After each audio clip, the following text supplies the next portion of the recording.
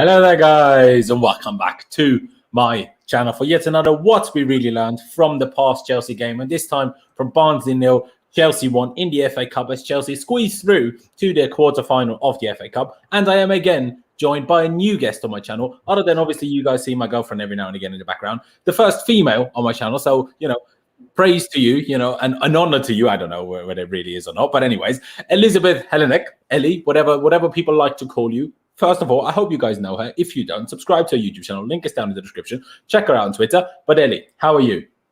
I'm doing really good, Laurenz. Thank you so much for having me. I'm really excited to be joined on your channel, and it's totally an honor to be the first female or woman or whatever to be on as well. So thanks for having me.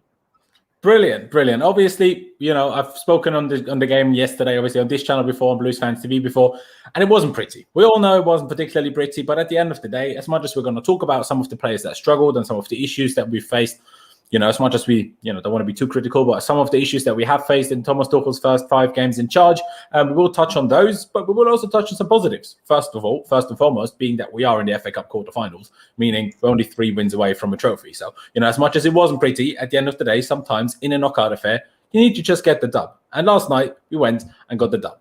So that, in my opinion, is good. But ladies and gentlemen, of course, if you're new here and if you're watching this right now or later on when this has turned into a video, please be sure to subscribe, smash the like button. If you have anything to add that you really want us to talk about, do use the super chat function or, become a member. There's a join button underneath if you fancy it. All the information is there. But of course, you don't have to do all of these things. We'll always be free to watch my stuff. Any which way, let's get into last night's game. And I guess the best way to start that is by getting the lineup up on screen. So why don't I do that?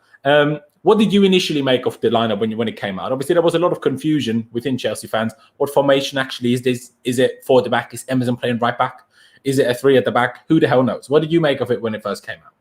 I was really confused at first because I saw Emerson, obviously one of the first names, and then I kept looking down and I saw Alonso and I was thinking, wait, how can these 2 players play in the same side?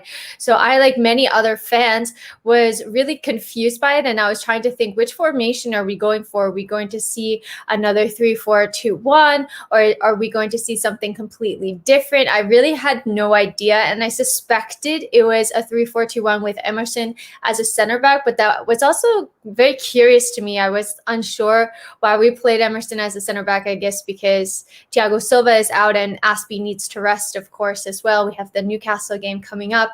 So I did think that it was an interesting lineup. Overall, I was excited to see Pulisic in there, Ziyech in there, and I'm sure we're going to talk about them later. So I thought that it was a good enough lineup to beat this Barnsley side convincingly, but it wasn't necessarily the case, was it? No, it really wasn't. Barnsley are a weird team because obviously they only sitting 13th in the championship, but they've actually been on a pretty good run. Obviously, their manager left them like in autumn or whatever. Sorry, fall for Ellie. Actually, an Austrian manager that went to New York, as far as I'm aware. So I'm not 100% sure on the situation whether New York got him from them or whether Barnsley sacked him and then New York got him. Anyway, he ended up going from Barnsley to New York, and then they obviously got the new manager in. They did slowly but surely climb up the table, and they are very much so known to play crazy high-pressing football, which we certainly struggled with yesterday. Their pitch wasn't great either. Didn't help. And I will say this, as much as I'm not going to use an excuse because we're not Arsenal Fan TV, if you are the team that is being pressed and you are the team that is expected to have a lot of the ball, a bad pitch is about the worst thing that can possibly happen to you, because if you punt the ball long, it's a bit of a lottery ticket. Do you keep the ball or not? And if you try to pass your way out or dribble your way out, or the pitch is going to just try everything it can to stop you from doing absolutely exactly that. So, Barnsley in the first half, realistically, they were all over us. Yeah, we should have had a penalty, but they were all over us from top to bottom, and especially the first, shall we say, 15, 20 minutes, like we could barely get out of our own half, couldn't we? No, and I actually looked up the percentage because I was going to do a video and then ended up not having time to do it. But they had the ball in our half, I think like 43% of the time or something ridiculous like that. Like we were barely getting into their half at all, or rather like their final third barely at all. And then we played like a little bit in their half, but mostly in our half. And they were really all over us. I was really surprised at how well that they were pressing us. And Chelsea really couldn't keep possession of the ball. They couldn't string together passes. And due to their really intense press, Chelsea were really forced to try to play these long balls. And like you said, even with like the pitch in that condition, it just didn't come off, and then they would get possession right back again. So I was really impressed with them. I was not happy with the way that Chelsea were playing, and we could have easily been like 2-0 down at halftime had luck gone in their way. Yeah, for sure. I mean, obviously, we had the penalty situation I touched on, which, if the referee either had glasses or VAR was obviously working in the FA Cup, I still think that's such a weird thing. Like, how can the competition be like legal almost if in some games the VAR exists and in some others it doesn't? Especially like, obviously, we had the whole thing with goal line technology a few years ago that didn't exist in the lower league stadiums. But that makes sense to me. That requires like 17 additional cameras to work, right? VAR doesn't. That just needs some dude looking at a screen. Like, it doesn't need any extra thing, just an extra dude. And that surely should be possible for, regardless of the stadium, if it's possible to be televised. I don't really understand that one, but yeah. No, and they should have it everywhere or nowhere. Like, just pick one. If you can't have it in every place, then VAR shouldn't be used in the FA Cup, and that's it. Because it's not really fair to have it used in some places and then others not. And I don't know. It doesn't make sense. No. Like, exactly. It is a bit weird. It certainly is a bit weird. And like you touched on, we could have been 2-0 down. And if it wasn't for Kepa with that early save, we would have been 1-0 down at least at very early on. And that was a great save. I'm not sure what exactly your thoughts are on the whole Kepa situation. Obviously, Matt Law releasing a very positive article on Kepa, like what was it, yesterday, 2 days ago, whenever it was, that, he's not an issue for anybody and he's training well and, his struggles living alone and obviously this global situation. I will say this, and, maybe I should get my tinfoil hat out, but it is a bit weird that ever since Lampard has been sacked, and of course we have heard all the rumours, which 4 or 5 players might have been involved with that. All of these 4 or 5 players have all been pushed by the club to look good again. Like, Rudiger got an entire article on Chelsea TV. Kovacic got an entire question just himself in that interview with Tuchel yesterday that was released yesterday. Obviously, the article by Matt Law, and I'm not buying it that Matt Law just fancied writing an article about Kepa. Don't buy it. So that is one. And then Marcos Alonso got more praise than he ever deserves from Thomas Tuchel. So I think that is all a bit strange. And that, to me, that doesn't mean they were at fault for what happened with Frank or not. It just means it's definitely PR to keep their resale value up.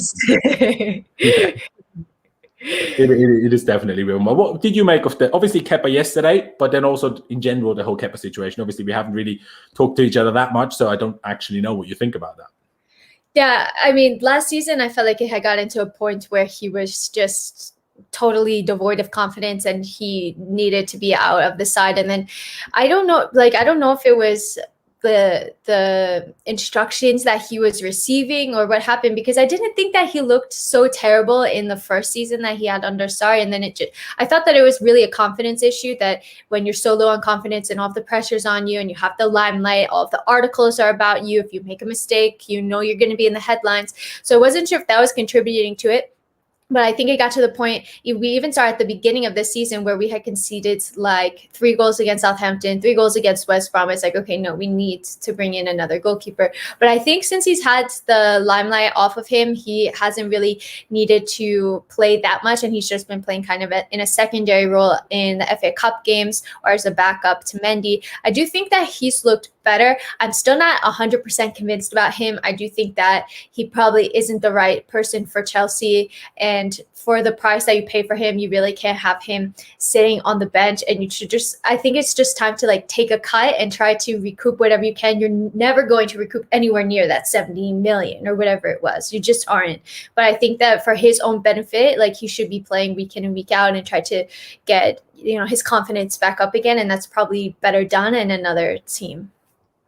Yeah, no, I agree. And I think the last night was weird because if it wasn't for that late mistake that obviously Tammy had to bail him out of, I think the whole conversation of should Kepa get this additional chance, second, third, fourth, whatever you want to call it, this another chance. If he doesn't make that mistake, that conversation would definitely have been spiked even more so than it already has, just for that one save. And that was a very good save, but people have pointed it out as if Mendy hasn't made saves like that. He certainly has.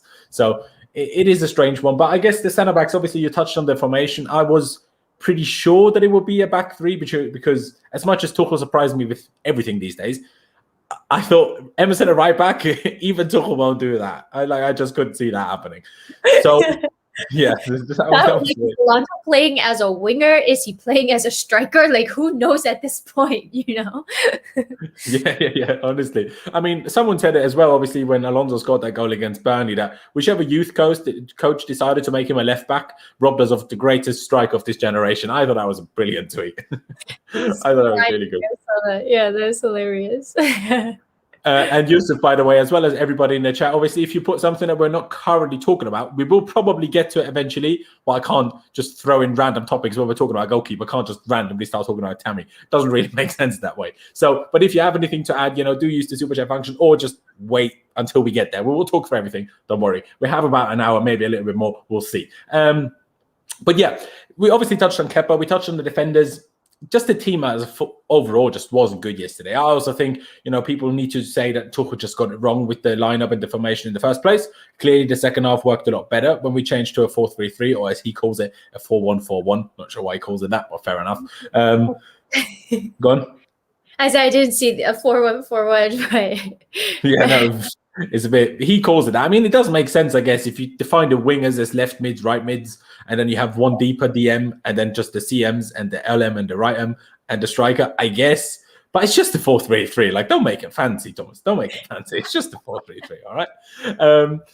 But yeah, obviously, I just think he got that a bit wrong with the three at the back formation in the first half. And everyone struggled, whether it's Emerson, Zuma, as a central centre-back, Christensen, Callum Hudson-Odoi, maybe not so much, but I guess you wouldn't really class him as part of the defensive unit when he plays even as a right wing-back. Alonso, and both Kante and Billy Gilmour, both of them struggled. And I want to, before we get onto Hakim Ziyech and Christian Pulisic, I want to touch on N'Golo Kante a little bit. Obviously, a lot of people know that, and this doesn't mean I'm not a fan of him, but that know that I've been rather critical of him for a little while, and that I'm sat here, especially if we play a back three, I don't think Kante is in our best team because I don't see the need for Kante. But let me know where you stand. Well, first of all, what did you make of him yesterday? And overall, what do you think about the whole Kante situation, really? Who he should play with and whatever.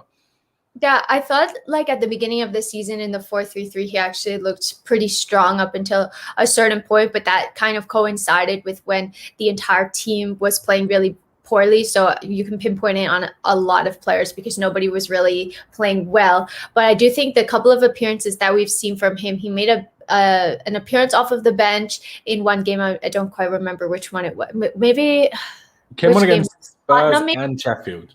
Yeah, so I didn't think that I was actually very nervous against Tottenham because once he came on, I felt that we didn't have as much control of the midfields, which I was surprised about. But I kind of gave him a pass because I was saying, oh, he's coming back from injury. He hasn't really been playing that much. He's N'Golo Kante. He's an incredible player. But then, I thought that this game would be the perfect game for him to get some more minutes into his legs and to gain some more match fitness. And I just didn't think that he played well at all. I didn't feel that he was really doing Kante-esque things. I didn't think that he was picking out passes. We weren't really linking the defense and the attack at all. It just felt really piecewise and all over the place. And I really like N'Golo Kante as a player, so it's hard to see and to criticize him because he seems like the nicest person ever. But I don't think that he had a good game, and I think it's going to be hard to see him in this formation getting back into the team. But that being said, I do want to preface it with we really haven't played against a side with the Jorginho Kovacic pivot that's going to press us. And I have my doubts about Jorginho being pressed. So I do want to see how that gets on before making any assumptions, because I do think that maybe Kante could fill in at that point. But I'll have to see. Yeah, it's a really weird one because, like I said, with a back three, I don't think there's much of a need for Kante if we have a back four behind him. I definitely see it, and it will definitely be an interesting question who Tuchel pairs him up with, unless obviously he uses him as a sole six like he did obviously in the second half yesterday. That will be interesting. I guess we'll have to wait and see to find out because, he didn't have a good game yesterday. Neither did Billy Gilmour, but I thought Billy at least tried and failed. Kante barely tried and failed, if that makes sense. So at least I want to see some trying there, and I didn't see that for Kante in the first half, quite frankly. So it's tricky. It's tricky, and I don't know really what to make of him. Obviously, we can't be too harsh because he came back from an injury, was out for actually longer than what it probably feels like in our heads. And we need to let him off a little bit. And I guess the other players have had a little bit more time to get used to Tuchel. So I'm not saying writing N'Golo Kante off.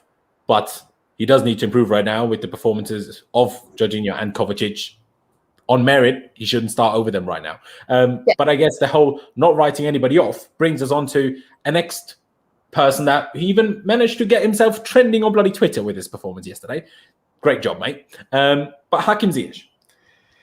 What's going on with that guy? What's going on with that guy? Of course, the Athletic released an entire article on the situation that I just quickly tried to, fly over like quickly before. Obviously, we went live here, so I have a rough idea what they said. But it's not been going well for him recently, has it? No, I didn't see the Athletic article. I saw like a couple of snippets, but I saw that he like had a hard time adjusting to the move in England, and that it's like the new league and he's not with like close to his friends and family, and for anybody that can be really difficult. But I just don't feel like he's really found his groove. I don't think it helps that he's been kind of played. I think under Lampard, he was played more or less in the same position. But again, we did play like a couple of different formations. And I think that getting injured and then coming back into the team and then he's getting injured again, you don't really get to gain much consistency in that because you're just trying to work up to match fitness all of the time. And I think this was on the byline that I heard this, that they said, if you don't participate in preseason, like you're just trying to catch up the entire rest of the season to get up to that level of fitness. And we really didn't have preseason, and Hakim has struggled so much with injuries that I can understand why he's struggling. And then you add it to the fact it's a new league, it's a new country, it's new everything. So I can understand it, but I feel really bad because I do know that he's a very good player. He's so strong at Ajax, and I just want to see that come out of him at Chelsea, and I just don't think that we've necessarily seen it yet. I don't know if it was the formation yesterday, him getting back into the team. I also think that the players in general, like when you have your B squad, they typically don't play together, so there really isn't any chemistry developed at all. So that plays another part of it as well. That team should be beating Barnsley easily, and Hakim really didn't have a good game, but I don't know. I tried to think of a couple of reasons why things could be going sour for him.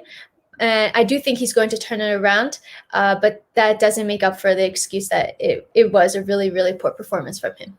Yeah, that's exactly. Like, everyone's fully entitled to criticize his performance last night because it was just really bad, like bordering on absolutely shambolic. But that doesn't mean we have to throw all our, whatever the expression is, toys out the pram or whatever, to say, oh no, we need to sell him and we need to do this and he's awful and he will never be good. Like, it don't work like that on one game, 2 performances under Tuchel. It doesn't work like that. But he does also need to improve. And, I criticized it last night as well because I think when that cool sort of arrogance that he has when he plays these sick over-the-top balls, that is sick when you try that going forward, even if they don't come off, because we know that difficult passes, I let that go, right? But when you look like that while trying to play backwards and then misplays your back passes, I'm not having it then. Like, if you're trying to back pass and you're not, getting those off, and they should be a lot easier than he made them look, then that's not good enough. That's not good enough. And what the Athletic really said is, first of all, obviously the Dutch league was terminated rather than, postponed. So they never actually finished their football. So he didn't actually play a single game of football between March 7th and obviously our preseason game against Brighton, in which he then picked up the knee injury. So between March 7th and coming back from that knee injury, he didn't actually play a single competitive game of football. He was back for 2 months, only playing a full 90 minutes in those 2 months twice, when we beat Sheffield United 4-1 and then once for Morocco. And then he got injured again.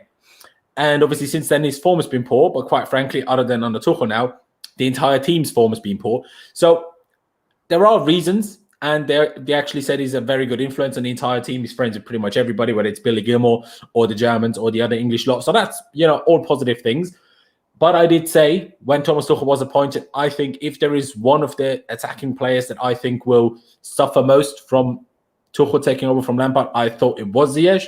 I think there is a system where he can work, but I think he would have suffered most from it because we don't really use a 4-3-3 that much under Tuchel, and when we do, Tuchel likes proper pace on the wings. Ziyech doesn't offer that. And when we play a 10, realistically, once Kai Havertz is fit and in form, Kai Havertz is far superior to Hakim Ziyech, as much as some people might not like that. It's a simple fact, right? And then you're starting to struggle, well, where do I put Ziyech then? So, and I guess that's just where his issue comes from, doesn't it? Yeah, I think something else to note is that I don't necessarily think that we're always going to be seeing this 3-4-2-1 or 3 at the back system. Like we did see that we changed to a back 4 when it wasn't working, and Tuchel is known for being very flexible with the systems that he plays. So I do think that the system kind of was put in place maybe with the players that he saw that he could rely on right now, and just to stop the goals from leaking, stop Chelsea from losing games because they were playing shambolically. They really did not look like a team when they were playing. They're losing, I don't know, 5 and 8 games, and even with the wins, it didn't look convincing. So I do think that maybe even after, maybe not even after the season, maybe perhaps during the season as well, we might see different formations, which would be better for Hakim Ziyech. But I don't think that we're necessarily always going to stick with this back 3. How's a white shirt? Like, oh, I have white part of my eye. As to everyone. That's hilarious. Hey, I appreciate you, Yoda. I appreciate you. But yeah, no, I agree. There's 3 at the back. First of all, I'm personally not the biggest fan of it. Obviously, it's very different on the Tuchel compared to how it's used under Conte. And I was used under Conte. It's not the same, even though it's maybe in numbers looks the same. Still, I think long term, I hope we use the 4 at the back formation. I think that gets the best out of Reece James, and I think that gets the best out of a lot of other more forward players, and it allows us to play one extra forward player, which I'm in general a fan of, because we have the ability to do that. I mean, I'm not sure how deeply you thought about the formations and whatever. I always think if we can try a 4-2-2-2, I think that would be brilliant to fit everyone that we have in. Be great. How we'll make that happen or not, and how well it will work, I don't know. And then Ziyech as that right-sided 10, whatever you want to call that position, would actually work really well, but not with Hudson-Odoi's form. And I guess then it just depends on Pulisic's form, because it has to be either one of those two. And I guess that's the next player to talk about. Of course, your fellow countryman, Christian Pulisic. Another one that has struggled a lot recently. I said this last night already. I've heard a few things that I don't know how true they are. That it's a lot of injury troubles, that he's being told to play different so he doesn't keep getting injured, and he's kind of struggling to adapt to that. Don't know how true that is, but it's certainly an interesting take, shall we say, because he does certainly look like he's struggling more. And last night, again, not quite as bad as Ziyech, because, again, he looked like he tried at least. Okay, Ziyech had a few moments in the first half. Yes, good, okay. But at least Pulisic, to me, seemed more like trying than Ziyech did. But for the most part, I just didn't even notice he was on the pitch. Like, maybe because obviously you're American, maybe you noticed him more than I did, but I just didn't notice it. Like, I just didn't notice he was there half the time. I mean, I'm always looking out for Pulisic because he's one of my favorite players. But no, I honestly, even with that being said, I did not notice that he was on the pitch a majority of the time. And I was like, wait, where has Pulisic been this entire game? It's really interesting you say that about the injuries, because I do think even we saw with Callum after he had his injury last season, I think it was the Achilles, that he really wasn't 100% fit. Like, he was fit, but he wasn't 100% fit. And I think that sometimes you can overthink the play as well, because you think, oh, am I going to get injured? Am I going to do something that I'm going to pull my hamstring or whatever it is? And Pulisic has been so incredibly injury prone. But so I can see that I could see that being a possibility as to why he hasn't been playing as well. And maybe he's trying, like you said, trying to change the style. But I just feel really bad. We know what an incredible player he is. He showed it in Project Restart. He just needs to get fitness. And I think probably his confidence is lacking a little bit as well. Like, you know, we know that with confidence, it really impacts players so much. And if you're lacking confidence, then maybe you don't make that final third pass the right weight, or you don't pick it out at all, or you don't take that shot, or whatever it is. And I think that if Pulisic can maybe start getting some goals, start getting some consistent game time, because he really hasn't had it that much as well, then we can hopefully see the best of him, because we know what an incredible player he is. And I know that he holds himself to such a high standard, has such a strong mentality as well. And I think what we also forget about Pulisic is he's just like 22. Like, he's really one of the youngsters in the team, but since he didn't come through the academy and he already has so much international experience, I think he's the USA captain already, that we tend to forget about that. But he is still young. He's going to go through these periods, but I wouldn't be worried about him. He doesn't really deserve to start right now based on merit, based on how well Callum is playing. But I do think that he's nothing to where people are calling to sell him. That is ludicrous. That's absolutely ludicrous. He's an incredible player, and he's going to be fine. Yeah, no, I agree with that. I think, you know, obviously, Niche put it in the comments as well. saying that obviously we need to lay off him with the family issues, which obviously was the reason why he missed the Sheffield United game. Obviously, we don't know what those issues are and whether they're now fully resolved or not. So I can't really either criticize him more or less for it, because, I mean, that might be fine. And quite frankly, if him and the manager decides he's good enough to start, then that shouldn't really count as much of an excuse anymore, because otherwise he wouldn't have been deemed ready to play. And, that might be his fault for saying he's fine when he's not, or Tuchel's fault for playing him when he said he's not fine. I don't know, right? But I don't know. I don't have this information, so I can't really take it as that much, in my opinion. But yeah, I mean, the same goes for him and Ziyech, but I do believe that obviously Pulisic's ceiling is a lot higher than Hakim's, and that's no disrespect at all. I just rate Pulisic extremely highly, and I think there's a lot to come from him. And obviously, how he realistically carried the entire team to top 4 after restart last season shouldn't be forgotten as quickly. And considering he was pretty much out for 5 months straight, I know he came back for 3 games, 1 start, 2 sub appearances, but that's 3 games and 1 start, right? So pretty much he was out for 5 months straight since the FA Cup final. So, we need to let off him a little bit with that. And at the moment, we have the positive, that the fact that Timo Werner seems to be, finally reaching a little bit of form again after the Sheffield United performance. And we have Callum Hudson-Odoi playing well, and we have Mason Mount playing well. So that allows Pulisic and Ziyech, for both of them, I guess that goes, to not be under so much pressure, for them to be 100% necessary to perform, for us to pick up wins and pick up results. And I think that can only be a good thing. But as I touched on strikers, I guess we need to talk about Tammy Abraham as well, who of course was pretty much brilliant last night. Obviously, that back heel to Billy Gilmour should have done a bit better with. But other than that, should have won us a penalty, scored the winning goal, kept the clean sheet. Like, I don't think you can really do more as a player, quite frankly. And I do want to have this conversation, because I don't know what your opinions are on this, but I'm not the biggest fan of Olivier Giroud. Not that doesn't mean he's bad, but that means I don't think he gives us any more than Tammy does, just that Tammy actually scores. And Tammy is our only forward that actually scores. Like, no one can tell me a single situation where you're like, Tammy missed the sitter. All the other players we have, I can name you at least 2 situations where they've missed the sitter this season. Tammy don't miss. He doesn't. He might play badly, but he still ends up scoring a goal. And at the end of the day, Filippo Inzaghi made an entire career out of that. And so, do you know what I mean? Like, I think Tammy deserves a little bit more credit. That doesn't always mean he's playing incredibly well. But yesterday, he did everything you could possibly ask for, couldn't you?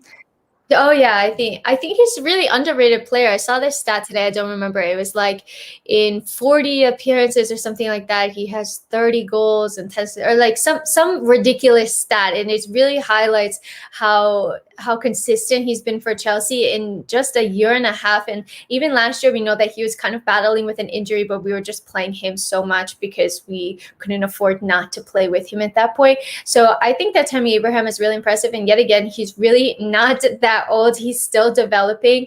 I think that he has really great instincts. Like, this guy has scored so many goals in the Championship with Aston Villa. He's come to Chelsea. I think he scored 16 in his first season in the Premier League. Like, that's insane as well.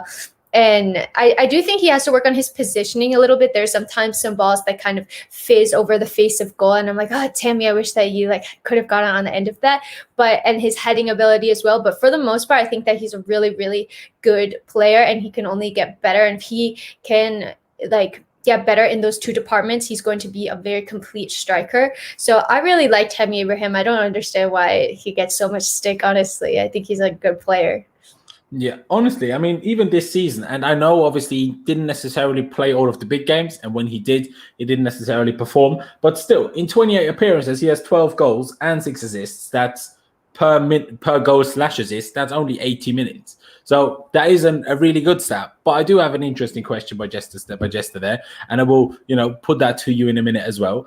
Would you sacrifice Tammy Abraham for Erling Haaland? Because obviously I touched on this yesterday, when I said, well, if getting Haaland means we have to get rid of Werner, I'm okay with that long term. Does that go for Tammy? It depends on Tammy's ambition, really. If Tammy's okay with long term being Chelsea's backup striker, I think it doesn't need to be one or the other.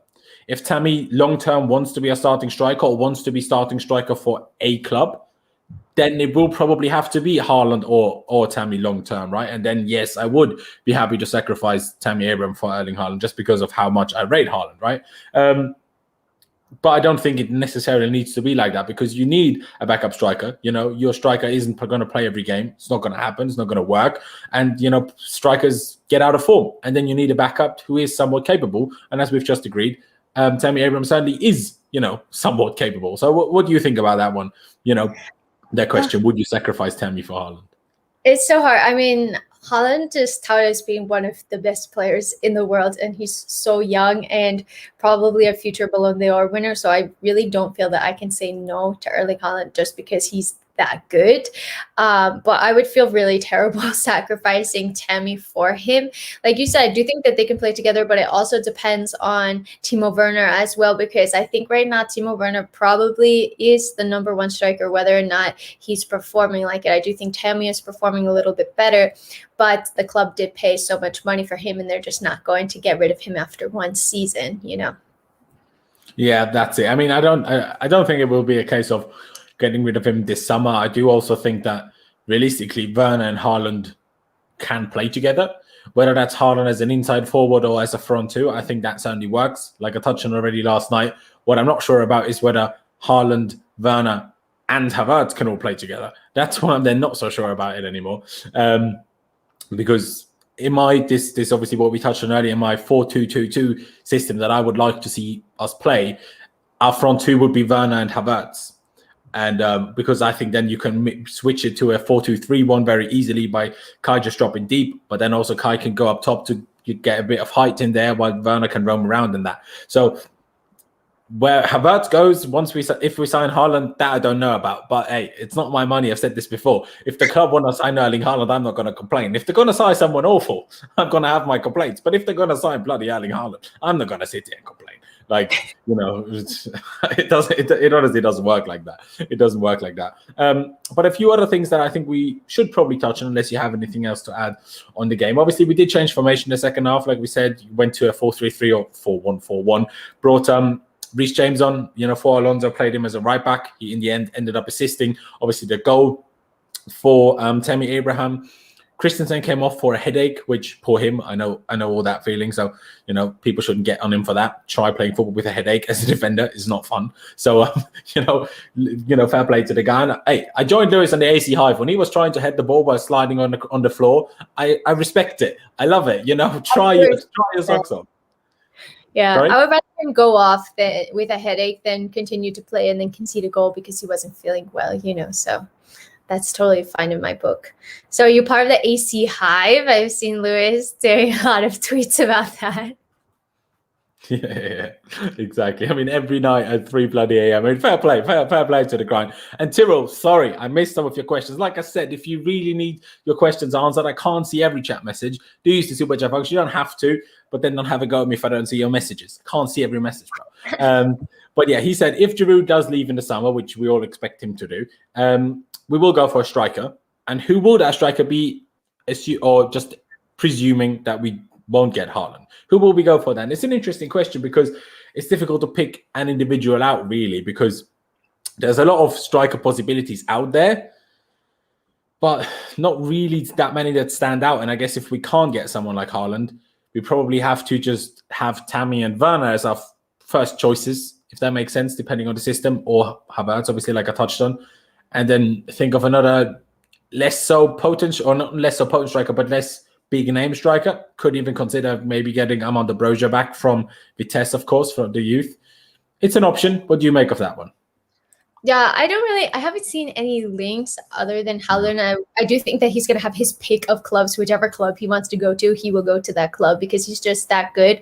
So I don't know if Chelsea would necessarily spend in that area because I don't think we really need a striker. I would more want to see maybe a center back or somebody like a DM or somebody like that, but I don't think that we necessarily really need a striker. And like, let's not forget, it's Timo Werner's first season. I think next season he's going to play a lot. I hope that he has a season under his belt and starts playing a lot better. So it's not really like a worry position for me at all right now. And I would probably promote one of the youth products like Brocha, like you said, or what's the other one that has like the really long name that is, Jun Sunsao. Yeah. Although I think he might be a tiny bit too young. Isn't he still 17? Might be a little too young, yeah. Yeah, he might be. But one for the future anyway. Sick name as well, big up for that. In football, if you run around with your name on the back of your shirt, having a sick name is always good. But we do have the first super chat of the day, which is brilliant. Thank you for that, Niche. Saying Reece James is a good player, but a bit dopey. Not sure what you're trying to tell me with that. And I see what you're saying. He also has like curtains as hair. Not really biggest fan of his haircut, I won't lie. But still my favorite player, that we currently have in the squad. So big up, Reece. And one of the reasons why I want us to long-term use it for the back, because, and I will touch on this with Ellie in just a second as well, because obviously so many people consistently ask me that question. I just think he's by far the best as a right back. I think giving him a bit of time, he can be almost equally as good as a right wing back, but we still don't need 3 centre backs. We're too good of a team to play 3 centre backs regularly. It's just not necessary. Yeah, maybe every now and again we do it against the Man City, against the Liverpool in the Champions League. I think it's great that we have that tactical flexibility to switch formations and be good in them, rather than sitting here, okay, we switched the formation, but we're not actually good in it, so it's kind of pointless. So in that way, I really like it. But for me, Reece James is just a right back, and playing him as a right centre back in a back 3 is just a total waste of his talent, in my opinion. I think he can be really good there, but his best attribute are those crosses, is that attacking play, is that strength in possession, and is that link-up play with other players. I mean, there's a reason he was in the team of the season of the Championship, obviously in his loan spell at Wigan, when he played the majority of the season at centre mid. You know what I mean? Like, there's a reason for all of those things. And yes, he can play great crosses from that position, as Azpilicueta proved already this season, but also under Conte with all of those crosses to Morata. I know that. But it's not as regular of a thing. And, even with Morata, at some point, the opponent picks onto that and you won't score from those crosses anymore. So, I don't really see Reece James as a long-term as a right back, as a right centre-back, just because it's just not using his talent as much, isn't it? No, I don't think so. I do think that he needs to work a bit defensively as well. Sometimes I don't feel that he gets into the best positions. So if we're looking for a right center back, I would prefer to play Azpilicueta, who has a lot of experience in that position, than Reece. But I think I want to see Reece at right back. I don't he can play right wing back, like you said, but it does require a different skill set. You have to be running up and down the pitch a lot, and it can be very tiring. And I don't know. I think that he puts in such good crosses, like you said, and I don't think that we're necessarily going to see the back 3 for the majority of the season or going into next season. I do think that we probably will see who we sell in the summer. I think there's going to be a lot of outgoings as well, and then reassess from there. So I do think we're probably going to see Reece James in a back 4 again. I fully expect. I would be surprised if we didn't. I'll put it like that. Yeah, no, I completely agree. Just did make a fair point here, saying there are 2 reasons why we aren't playing a back 4. Number 1, he gets the best out of our centre-backs, except Zuma. Don't think he gets the best out of Thiago Silva, but fair enough. I don't think it matters to Thiago what formation we play, is just that good. And number 2, Jovetic. So 2 people that don't understand, Jorginho and Kovacic together are Jovetic, will get exposed when the back 3, without a back 3 behind them. So you're not wrong with that, but that's why long-term N'Golo will be used, hence why the Kovacic-Jorginho situation being exposed won't really matter that much, because if we play a back 4, those 2 won't play together, probably, maybe not, we'll see. I'm not Tuchel. And the centre-backs, I mean, yeah, but we're also going to sign a new centre-back, whoever that will be in the summer. We're going to try for Upamecano, it seems like. Whether we'll get him or not, we'll see. Hopefully, we'll just be funny. I just love mugging Bayern Munich off. Just big fan of that. So, that'd be great if we could get Upamecano, mainly for that. I like him. Do I think he's going to be the guy to change all of our defensive issues? Not really. Not yet, anyway. The guy's 22. Can't sign 22-year-olds and expect them to change everything. But I still think long-term, it's just a little bit pointless if we play Reece James as a right centre-back. What about Alaba in the summer? Obviously, he is Austrian. As you guys might maybe know, I am Austrian. So, and I've spoken about this with a few people today, and I've actually made a bit of a, mathematical rundown of the whole situation on Twitter today. So, I'll talk you guys through it and then get Ellie's thoughts involved here. But Nish, again, thank you for the donation. Well, David Alaba, of course, currently at Bayern Munich, 28 years old, and is rumoured to go somewhere. Probably still Real Madrid, I reckon. Obviously, your local club. Yep. Exactly. But the big problem, I guess, is his wage demands of £400,000 a week, which sounds crazy as hell. Crazy as hell, £400,000 a week. And would I love him, the Austrian in me? Yeah, of course. I would love it if an Austrian plays for Chelsea. As far as I mean, we've actually had a goalkeeper from Austria, but he's not played a single game for us, so it doesn't really count. So I would, of course, the Austrian in me would love that. But realistically, like I said already, I want us to play a back four. Thiago Silva and David Alaba together is way too short of a combination for a centre-back partnership because Thiago Silva is just about 6 foot. And Alaba, I think, is he 5'11", 6 foot?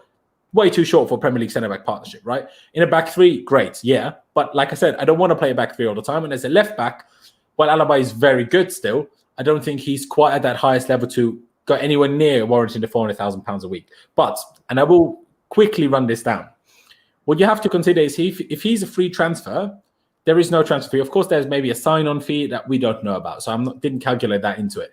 But if you say £400,000 a week for a 4-year contract is like £83 million or £82 million, whatever it is. Ben Chilwell, who, because I made this comparison with Kai Havertz as well, but Havertz is on a different level. So maybe it's an unfair comparison. But Ben Chilwell cost Chelsea £50 million in the transfer fee and costs us £190,000 per week in terms of wages.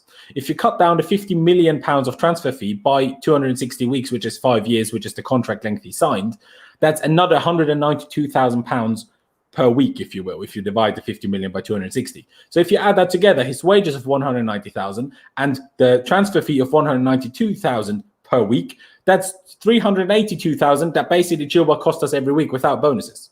And then if you think about it like that, Alaba not costing any transfer fees, that doesn't make Alaba's, transfer demands, wage demands sound that crazy anymore. Because would you pay Alaba more than Ben Chilwell? Probably yes, quite frankly. Obviously, there is a difference. In that case, all of the money goes to Alaba and none of it goes to like a different club and then half of it goes to the player, right? I understand. But the club doesn't look at it that way. The club just looks at expenditure, what they have to pay in taxes, what they have to look at financial fair play. That's all that matters to them. They don't really care if half of that goes somewhere and the other half of that goes there. And yes, maybe obviously player structure and them saying, but Alaba is on that much. Well, then just give them a maths tutor and explain to them, well, he didn't cost us a transfer fee. That's why he earns more. Deal with it. Like, you know what I mean? It's as simple as that. But obviously, I'm not saying that we should get Alaba. I don't even think we should, for the reasons I just explained. But the £400,000 a week wage demand sounds much crazier than it actually is if you think about it. Yeah, that's not, because when I heard 400,000, I was like, oh my god! But then, yeah, of course, he's going on a free transfer as well.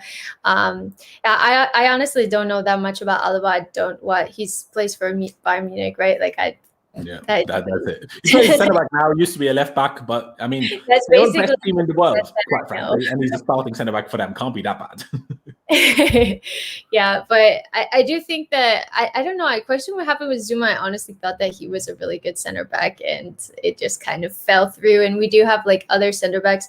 I don't know. I question the age because I know Thiago Silva is 36, and I question the age when Thiago Silva came to Chelsea as well. I was thinking, but like it's just a band-aid, and I guess as a center back you could technically play more years. But is everybody like Thiago Silva playing until they're 38 or 40? I don't know. So I would probably offer somebody a little bit younger that Thiago Silva could mentor, and then you have them for 10 or more years. But yeah. I agree with that. Like I said, I mean, Alaba isn't old. He's 28. He's, properly in his prime as a defensive player.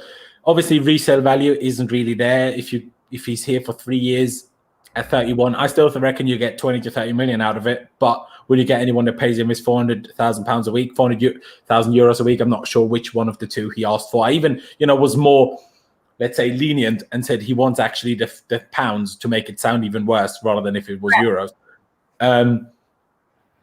But it could, of course, end up in a Ozil at Arsenal situation where because he earns so much, we don't get rid of him. I understand it. Like I said, I don't even want him, but I did see that funny comment. So you're saying we should get rid of Chilwell? I mean, if you think about it, how much we're paying for bloody Chilwell? Not sure if that's worth it. I won't lie. I don't even understand how he's on £190,000 a week. Like he came from Leicester. Why does he make that much? Water is on like 100,000 or something like that, and he hasn't played for the club in years. So that's one I really can't wrap my head around. That is true. Convert to dollars, please. Well, I'm sure you have Google, so just put it in there. Like it's not that easy. I mean, maybe Ellie can help. I don't know the exact dollar conversions, but I know the dollar to euro roughly, but I don't use pounds, you guys. That's not my world at all. Yeah. No, the pounds is. What I do with pounds, it's just a bit more than euros. It's just a bit more. Because it goes up and down anyway. Ever since Brexit, it's gone first up and then down, and it's go up and it's down. Like I've been to London, and for my €100 to get 100. What was it? Yeah, to get £100 out, I had to basically pay €150. I was fuming. But then there's also situations where I've been to London, and for £100, I paid like €110. So it goes up and down. So do you know what I mean? When I was living in London, it was like almost twice the dollar when I was living there. So I was broke because I couldn't afford anything because I was paying twice the buying power that I had. It was insane. It really is insane, especially if you're in London. I mean, if you go to like Stoke or something, it's fine because the pound is still crazy, but a pint instead of a fiver, it's just £2, £1.50, something like that. So it's fine. Or the same goes for food or rent. But if you're in London, especially if you're in Central, like you're just screwed, really. You're just screwed. Justice did make a point here saying, you know, is he the only one who watches other leagues beside the Premier League? Well, I mean, no. If you're talking about me, I think Ellie watches a bit of the La Liga as well. Obviously, she lives in Spain. Do I watch every league? No. Do I watch the Liga? I won't pretend I do, which is probably part of the reason why I've never said I want Awa, because I don't know how good he is. No clue. I don't watch Liga. I will never pretend I do because I'm not bothered. I do watch a bit of La Liga. I do watch a bit of Serie A. I do watch a bit of Bundesliga. But, you know, we're all limited in time a little bit. I don't know. Is that the 400,000 euros? Apparently, that's $485,000. Cheers, Chris. Big up yourself. And yes, Marshall, we're talking stocks now. We're talking all sorts of different content. You know, if you're here for the football, you're in the right spot. If you're here for the stocks or the pound-dollar conversion rates, you know, why not? We got you covered, whatever your need is. Exactly. That's exactly my need. And I did ask earlier on Twitter whether people have one or two questions that they might want to ask us, which I do want to just bring up now before we slowly but surely get to the end. I'm not sure, how long do you actually have? Do you need to head off at some point, or are you kind of flexible? I just have my own stream at 7:30 our time, so before then. That's calm. Well, I did, I guess, kind of touch on that already, but should Reece James play as a right centre-back against Newcastle with Hudson-Odoi right wing-back? Now, I think Hudson-Odoi should play at right wing-back, but if we stick to the same formation, I don't think Reece plays, to be honest, because I think Aspie's just really good as a right centre back, and I think people need to respect that a little bit more as well. No, definitely. Like I said, I don't feel that Reece's defensive positioning is incredible. I think that if you have him on the pitch, it's more for the attacking prowess that he brings. And I do think he needs to work on the defensive part a little bit. Like, obviously, he's still really good, but it is like the one piece where I can say, okay, I do think that he needs to improve on this. And I think that Aspie is just generally so solid, especially as a right center back. You have a little bit more coverage, and I don't know. He's not the same player that he was a few years ago. You can see that he's starting to get a little bit slower, but he's still a really, really great player, and people need to respect that. Yeah, for sure. I mean, as a right back, I don't rate him that highly anymore. Like you said, the pace is just not there. And yeah, if we played a defensive system, regardless of whether it's a back four, back three, if we were a defensive team, he would still do a good job as a right back. But because of us being offensive and our fullbacks playing a huge role in our offensive play, he doesn't have the legs to get up and down and up and down. He will try his bloody socks off, and he will try until he falls over dead. But the pace just isn't there. Random, you know, very random. I'm not sure how much you even follow international football with the USA. This is no dig at all. Austria hasn't been at the World Cup since 1998. But do you know why England teams don't manage to do something in World Cups? It's because their players don't do experience abroad, just in England. Well, I'm not sure about that one, because, I mean, the last world champion, who won the last World Cup? France, wasn't it? Didn't they? Yes. France. Yeah. Okay, for France, maybe it doesn't go. But Germany won the World Cup before that. Out of that German team, who played abroad? Özil and Kroos. So that's two players. Don't really think that goes for enough. And then the team before that was Spain. And I think Torres was the only one that played abroad at the time. Players play. Because if you're Spanish, you have Real Madrid, Barcelona, and Atletico. So yeah, exactly. And then like I said, you have the odd, like a Torres and Mata, something like that. That, you know, or Xabi Alonso, obviously, who's, you know, was at Liverpool, was at Bayern Munich, that spread a little bit. But in general, they play in their country, and clearly that works as well in winning the World Cup. But, you know, England certainly won't win the World Cup. I mean, yes, they made the semi-final. Pick up yourselves, but you had about the easiest run to the semi-final any team has ever seen. So, but there was like that England-Belgium game where like the team that loses this game actually has a better chance to get to the final of the World Cup. Do you remember that? So we're like, who's going to score? Because you have a worse chance of getting to the final because you face harder opponents in the head-to-head. Yeah, no, that is true. That is true. I'm still sad about that Belgium couldn't win that World Cup. I know, obviously, we had a few entries too, but just for Hazard, like, you know, we all love. You probably still love him more than I do, probably, in being at Real Madrid. He lives like 10 minutes away from me. It's like a fun fact. Like I want to go stalk him. I don't, obviously, but are you saying it's your fault that he's injured all the time? What? Are you saying it's your fault? He lives just 10 minutes away. So it could be your fault. My fault is for anybody that gets injured in the Premier League because they're in my fantasy team and that's why they get injured. Hazard I don't have anything to do with, but any player that gets injured or has been scoring and then doesn't score and they blank, or you know, really anything in that regard, it's my fault because they're in my fantasy team. That's going terribly. That is true. Was Fabregas still at Arsenal in 2010? Wasn't he at Barcelona yet? Oh, no, he wasn't, because in 2011, Barcelona won the Champions League and Fabregas never won the Champions League, so that can't be. So fair enough. Fabregas played abroad as well, all right? We forgot about one. Relax. It's 11 years ago. Give us a rest. Give us a rest. But I guess, obviously, we have still a fair few days to go until the Newcastle game. Obviously, we got a little bit of information by Thomas Tuchel in the morning today. No idea when that press conference was at 11 a.m. UK time. I woke up, after, streaming until bloody 2 a.m. last night. And the press conference had already happened. I'm like, what the fuck? How's that happening? But anyway, he did touch on Kai Havertz because I've seen a few people ask me about that already. What is his fitness situation? Well, we don't know the actual injury that he has. It was just reported that he has some sort of injury ahead of the Spurs game, hence why him and Zuma missed out on that one. Zuma is back, clearly, played last night. But Kai isn't. But Tuchel said, it's close. Maybe he just about won't make it for Newcastle, but we expect him to be fit for Southampton, and hopefully we get him some minutes against Southampton. And then if Tuchel feels he needs him, hopefully he's just ready against Atletico Madrid, because at the moment it seems like we can just about scrape wins against anybody anyway. So we need to just turn up against Atletico Madrid and just keep momentum going until then. Just keep momentum going. But I want to get your thoughts on a couple of people anyway. Obviously, Timo Werner didn't feature last night, but what did you make of his, season? Obviously, at the start, he was very good. Then he started to struggle. I'm not sure how harsh you were on him compared to me. I was very harsh, by the way. And obviously, he was good against Sheffield United. Got the assist, won the penalty. Still should have scored from the Kovacic pass and didn't, but I let him off because he was good overall. But what did you make of him, and how do you think he will develop in the next few weeks? Because we need him scoring at some point. We bloody do. Yeah, I know. I think that, especially in the Sheffield's game, I was happy for him because I felt like he contributed to the game. He won the penalty. He had like that really good assist for the goal. I don't remember who scored now. I'm really terrible at remembering this stuff. Mount and then Jorginho the penalty. Yeah, Mason, of course. I literally will forget it after a couple of hours. It's like in one year, not the other.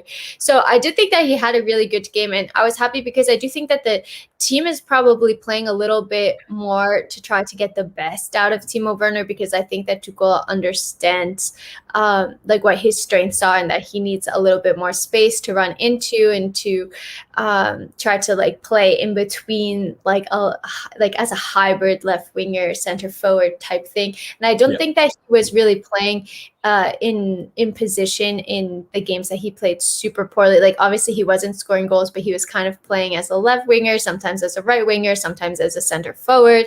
And then he just like was all over the place. I imagine that's really difficult for players as well. And then just on a goal drought, and when you have such little confidence, especially as a striker, I imagine it's really difficult because you're just overthinking everything because you want that goal so badly. So I wasn't that harsh on Timo Werner because I can kind of understand why he wasn't scoring, but he does need to start scoring more. And I do think that the Sheffield game was a step in the right direction, and hopefully, he got his assist, he won a penalty. He's actually won Chelsea 7 out of 14 penalties, which is really impressive. I think he's getting into good positions, making runs. The team is starting to pick out those runs a little bit more as well. So now he just needs to start getting those goals, and I think he will get them.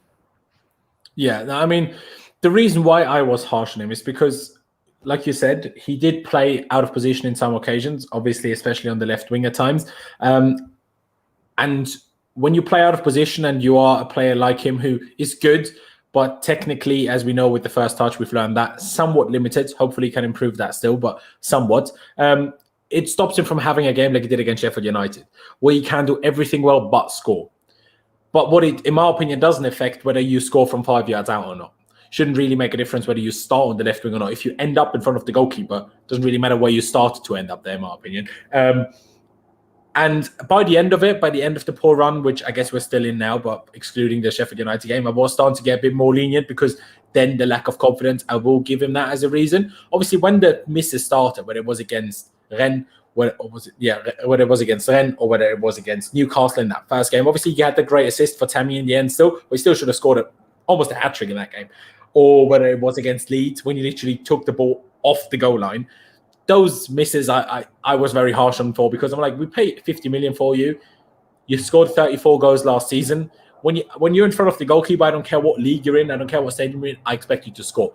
Do excuse the helicopter in the background, live across the hospital, can't help it. But that is that. But it's a tough one. It's a tough one. And what do you make about Kai? Because obviously, completely contrary to Timo Werner, I've been extremely lenient on Kai Havertz. I don't know whether this is personal preference, because I really dislike anything to do with Red Bull, and that's obviously where we signed Werner from. I try not to let it influence me, but I can't promise that. But Havertz is just, first of all, he's 3 years younger, which is a big reason why I let him off more. It's his first big move. Obviously, he was at Leverkusen all his career, so it's the first big move from home, from everywhere. So that's more difficult. Obviously, it's even more so with the global situation, while Timo Werner had already experienced moving clubs. Yes, it was within the same country, but they speak English well enough that shouldn't be the biggest deal, in my opinion. But obviously, also, he caught a certain something that I'm still not sure whether we're meant to mention on YouTube or not. Probably doesn't matter in this case at this point. But obviously now picked up an injury as well. Hence why I was a lot more lenient on him. But maybe I should have been a bit more harsh on him. I don't know. What do you make of Kai Havertz? Yeah, like you said, I tend to just be more lenient with players in their first season in the Premier League, because I know it's a completely different league, adjusting to a country. Even if they speak English well, it's a new language and you're constantly hearing that. I know from experience how difficult that can be as well. So I was more lenient with both of them, I think. And I do think that Kai Havertz is such a talented player, but we don't necessarily know his best position yet, because we've really seen him all over the pitch as a 10, as an 8, as a winger, as a false 9. We really don't know, and I don't think that he's necessarily had that many games strung together in the same position to understand that. Oh, I hope that you're still here. Yeah, all good. Okay. I was and so I'm not so much worried about Kai Havertz, also with the illness. I don't know if we can say it on YouTube, but that probably knocked him. I know that some people have had it for 6 months and are still feeling really weak from it. So I don't know. I do think that there's a good player, and I do trust that Tuchel will find the right position for him and try to get the best out of him. And I think once you have that consistency, you're able to build some chemistry with the players as well, once you're in a consistent position, so to speak. And I think that, it's kind of a write-off of a first season, a gift of a first season. And then next season, I really wanted to see him start developing more. Yeah, no, I couldn't agree more. And just as well, no, I don't hate the drink itself, but the sporting clubs, the Formula One team, all of it. Get rid of all of it, but I like it. But I do agree with you that Kai's best position probably is a mix of a false 9 and a 10, probably. Why are all of our... Let's make that our last proper question. Why are all of our signings underperforming except for Thiago Silva? It's interesting, isn't it? Because Ben Chilwell started the season incredibly well, has, phased out a little bit recently, which I was actually very impressed by him starting so well, considering he came back from an injury that was more serious than people thought it was, the whole back or heel injury that he had, and obviously picked up another little knock just before Christmas, I think. So I was very impressed by Chilwell at the start, maybe not done that well recently, but I think a little bit of a dip in form, I think, is totally normal and shouldn't be criticised too harshly. Timo Werner started well, phased off. Kai Havertz, we gave reasons. He has good reasons for everything. And then Hakim Ziyech, also injuries. I think we just got very unlucky with a lot of these signings. quite frankly. Like, what do you think of it? But I think we just got a bit unlucky, quite frankly. Yeah, like you said, a lot of them have had injuries. Like Ziyech has injuries, Chilwell kind of on and off. Who else? Werner hasn't really been injured, but hasn't been playing well. But we already spoke about that. Havertz with that thing that should not be spoken about. So I do think like with certain like all of the players that we signed are young as well. And I think Jay mentioned this that Chilwell like was used to, like he was just so used to his position at Leicester that a lot of people say like, oh well, he's already adapted to the Premier League, he already speaks English. But even just like coming into a new team dynamic, and I think we have to remember that we basically bought 6 first team players, and you're completely changing the team that was starting last season, and those 6 players really do need to gain chemistry with each other. And I think Thiago Silva hasn't underperform because he's just an absolute beast and one of the best players in the world. So that makes sense to me. But yeah, go on. No, I was just gonna say, like, I would just give them this season. You know, I feel like I'm kind of giving them this grace period, and the next season I really, really want to see them start bringing it. Yeah, it's a tricky one, isn't it? Because obviously it depends on what your expectations from the season are, really. And that's why I criticized Lampard in some situations, because I understand, okay, we signed these players and we want to improve. But if you see that the new players aren't working, then play the players that worked last season rather than trying to consistently stick with the players that for the moment aren't working. Like that's why I was trying to get at, because as much as people say new players need time to, get used to new surroundings, that is true. Some players do, some players don't. But still, you can't go from 4th, spend 250 million and be worse. Under no circumstances, it doesn't matter who you are as a manager, what club you are, it don't work like that. And I was very lenient on Frank, and I was very supportive of Frank of a lot of, things that happened. Obviously, I've touched on this plenty of times. Once certain things came out, I was like, okay, this needed to be done. And the club used him as a marionette anyway, which I thought was ridiculous. But hey-ho. One last thing, obviously, because we won't talk to each other before the Newcastle game. So I will even though I will, of course, do a preview stream for that on Sunday, I want to just get your thoughts. What do you expect from the Newcastle game? Do you think we'll change formation now that it worked obviously quite well in the second half? Or do you think we'll go back to the 3 and maybe a little score prediction? I think we'll stay with the 3 because I do think that we're going to have those players that have been playing in the 3 in the first team. So I don't think we're going to see that much of a changed lineup than the team that played against Sheffield or Tottenham, for example. So I do think that we're going to stick with the 3 because we're going to need to try to break down Newcastle. They're probably going to defend deep. They're also without Callum Wilson as well, which is a massive blow for them. He's out for like 6 to 8 weeks, I think. So I do think that we're probably going to keep it about the same. I don't expect the formation change. And as for score prediction, I don't. I'm going to go for 2-0 to Chelsea, I think. I would be very pleased with that. I mean, obviously, I will give another score prediction on Sunday, and it might change between now and Sunday. God knows, change my mind. Why not? See, I try to be positive. I try to just talk it into existence that we're going to start scoring more goals in games. So that's why I predicted like a 4-0 yesterday, and I predicted, I think, a 3-0 against Sheffield United. It's not happening. But, I'll keep trying. So I'm going to say 3-0 against Newcastle. Let's hope it happens. But I honestly, I don't know. I don't know in terms of formation what he's going to do. But I guess we'll wait and see. But I think we're going to leave it here. This has been a very lovely stream. Thank you to Ellie for coming on. Like I said in the beginning already, her link is in the first line of the description. So make sure you subscribe to our YouTube channel. Help her hit 3,000 subscribers as soon as bloody possible. And of course, check her out on Twitter as well if you haven't already. Ellie, if you have any final thoughts, please do share. Yeah, thanks so much for having me. I really enjoy it, and I definitely want to get you on my channel soon.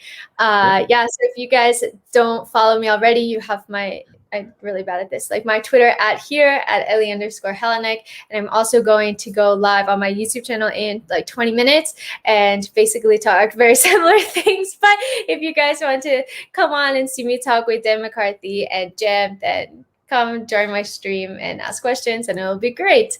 So thanks so much for having me. It was a real pleasure. Brilliant, brilliant. Like I said, again, thank you for coming on. Join on her channel in a few minutes' time. Definitely tune in for that. I asked the questions here, so she might have some extra thoughts that she didn't even tell me yet. So you need to check out to find out. Otherwise, you won't find out. So, ladies and gentlemen, if you're watching right now, please be sure to smash the like button. If you're new here, please be sure to subscribe. If you want to become a member like Melinda or like Cedric or like Jesters, do click the join button underneath. It gives you certain perks, like a badge next to the name, which makes sure that I always read out your message, which some people always complain that I don't. But that's why they became members. So this doesn't happen anymore. But yeah, if you fancy it, become a member, subscribe if you haven't already. Thank you guys for watching. Up to Chelsea. And I'll see you next time.